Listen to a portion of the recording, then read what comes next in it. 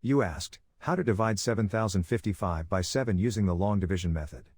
7 divided by 7 equals 1. 1 times 7 equals 7.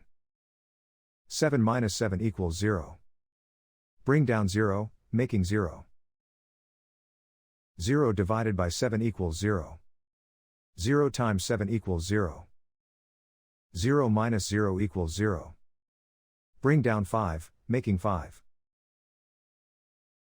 5 divided by 7 equals 0. 0 times 7 equals 0. 5 minus 0 equals 5.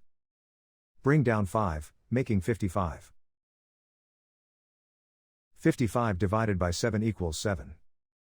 7 times 7 equals 49. 55 minus 49 equals 6. The remainder is 6. The final result is 1007 remainder 6.